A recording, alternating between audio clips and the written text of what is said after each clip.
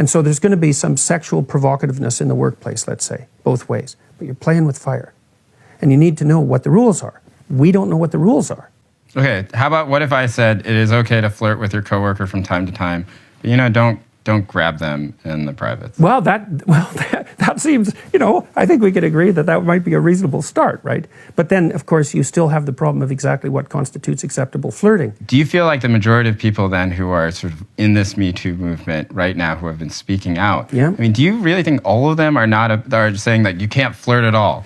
Or do you think most of them are saying, you just don't grab me in the privates? Because I just, as somebody who also has read about this, who's studied it quite a bit, who has followed it very intensely, it really does seem like the message is like, hey, don't pull your robe off, don't grab me in the boobs. No, I think it's worse than that. You do? Yeah, well, look at what happened with NBC. Now you're supposed to report your coworkers if you suspect them of romantic entanglements. That's been true about American, that is one symptom. But this is a policy now.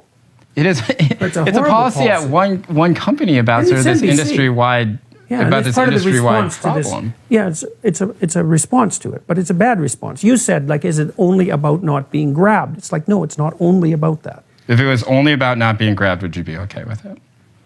Well, I'm not in favor of people being involuntarily grabbed. I'm not in favor of sexual harassment or sexual assault, and not in the least. I already told you what I think. I'm a sexual conservative. Sure. I don't think people should have sex on the first date. I think they should be very careful with sex, right? So I'm not in the camp of let's grab each other under the mistletoe at the Christmas party, because what the hell? I'm not in that camp. I'm in the be bloody careful camp. Well, I'm sure that you've met women in your life that acted towards you in a bullying and detestable manner. It's very difficult for women to cope with that because they don't have any real recourse. And female bullying can be unbelievably vicious. And usually that takes the shape of reputation destruction, innuendo, and gossip. It's well documented. It's very difficult to defend. Men do it too, but men, no. But the patterns, disproportionately women, in your view, or not? Sorry. Yes, disproportionately women. That's what the data indicate. I mean, if men Where is the data on innuendo and gossip? Well, it's among antisocial behavior among adolescents. It's a well-documented field. So, because people look at aggressive and antisocial behavior in women and in men. And in women, it tends to take the expression of innuendo, gossip, and reputation destruction. And in men, it tends to take the form of outright physical aggression. And there's a whole literature on that. It's not a surprise to anyone. This has been known for 30 years. I mean, the rates of antisocial... I think the idea of the female gossip probably predates 30 years. Well, it does. By a long time, but that doesn't make it gospel, but really, people does have, No, it doesn't. But people have looked at how women express... Look, women have to express aggression somehow unless you're willing to say that they're not aggressive. They tend not to do it physically, not to the degree men do, so they use other channels. And what other channels are there other than physical aggression if you're going to be aggressive? Well, you go after people verbally. You go after them with innuendo and gossip and reputation destruction. And that's how it works. And just to be clear, that you think that's predominantly a female modus operandi? It isn't that I think that. Well, it's that the clinical literature indicates that. We are both privileged white males. Can we really understand the suffering of women? Well, it depends on how useful your capacity for understanding the suffering of others is, or how well developed that is. I don't see that it's necessarily any more difficult to understand the suffering of women. Well, I would never pose the question that way because I don't know how you understand the suffering of a group being an individual. I don't think a woman can understand the suffering of women because that's predicated on the assumption that an individual can take on the burden of a group, and I don't buy that assumption to begin with. I think we vary in the ability to, let's say, empathize with others, but I don't think there's any evidence whatsoever that you can't empathize across a gender barrier. Otherwise, no relationship would even be possible. This is the question, the heart of the matter. So on the one hand, you say, look, you don't have a clue what you're doing, stay out of it, right? But we live in democratic systems where it's our responsibility not to stay out of it. So how do you manage that? Because you seem to be saying... With humility. Humility, right. But humility doesn't preclude activism. Generally, it does, yes. But, Why? But Why that does it have doesn't mean that I'm saying that there is no situations under which political action or activism is justified, because there are clearly situations under which it's justified. But it's not the first thing that you should be taught how to do when you're an 18-year-old person going to university and you don't know a damn thing. So I don't doubt that there's callow youth. I don't doubt that people have a lot to learn, and that, yeah, and they're not learning it from their professors either. That may be true. That may be true. But you're clearly, I mean, a big part of your narrative comes from that energy of resisting that kind of, circumventing it. Circumventing, but you're also saying, these people who complain about the world, they should just focus on their own, what they can control themselves and work within that space. To begin with. But equally, there is a slight derision in the tone about people who actually care about bigger than self issues. It's not slight. Okay, it's big then. So bigger than self problems, which arguably... They don't care about them. They just act like they're just acting out the delusion that they care about them generally. You seem to be caught up I watch in the activists at the universities. Right. I know what they're like. And we've seen the videos, and we know that kind of confrontation. And I don't We've seen doubt, Wilfrid Laurier, for example. I've seen many, but I don't doubt that there are those who are like that. But there are many millions more, and I mentioned Gandhi, but arguably... You can't use him as an example. Okay, well, Buddha, for example. Or Buddha left his wife and child. Yeah, but you can't use them as examples. Okay, First of all, like Buddha's like Christ. It's like, well, there's Christ. It's, yeah. What do you mean? There's Christ in university activists? No, but there's... no. Well, there's...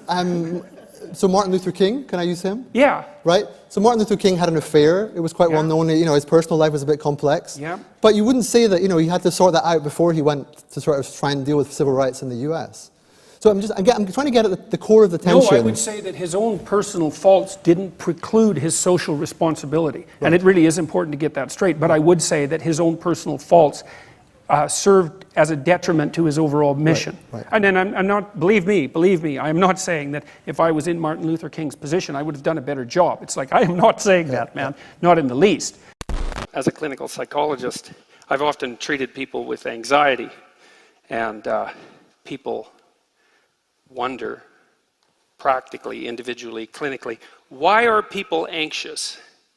And I think, that's a completely ridiculous question. The reasons for anxiety are starkly self-evident. What I wonder is, why aren't people terrified out of their skulls so badly every second of their life that they can't even move?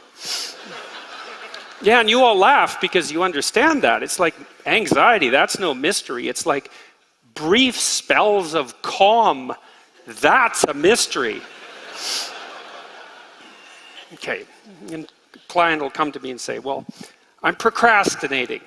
Why do I procrastinate? It's like, no, that's a stupid question. It's easy just to sit there and do nothing. What's the mystery is why you ever get up and do anything difficult at all. Procrastination is the default. And psychologists ask, doctors ask, well, why do people take cocaine? It's like, no, it's it's the wrong question. The right question is, why not, like an addicted rat, don't you just take cocaine all the time until you die? That's the question. And this question about meaning is like that too. Is there meaning in life? That's a stupid question. And I'm serious about that. That's not a question you ever ask yourself if you're in pain, right? Because when you're in pain, you know that life has a meaning. It's the pain. And you can't argue yourself out of that meaning. And so, when we're asking whether or not life has meaning, that isn't what we mean. What we mean is, in the face of life's pain and suffering, does life have any positive meaning? And that is not the same question. I'm confused about how this dovetails with your thesis that the left is too preoccupied with being non-confrontational.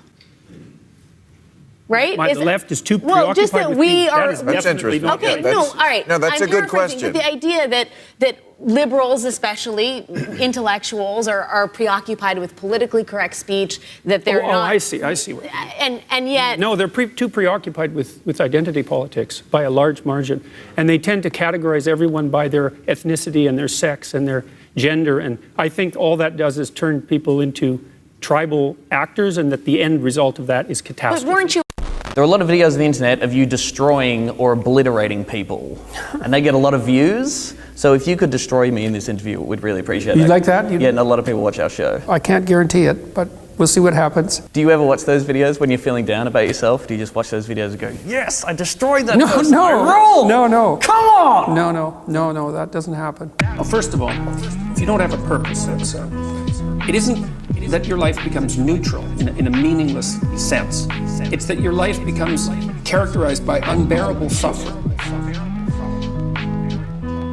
Because the baseline condition of life is something like unbearable suffering.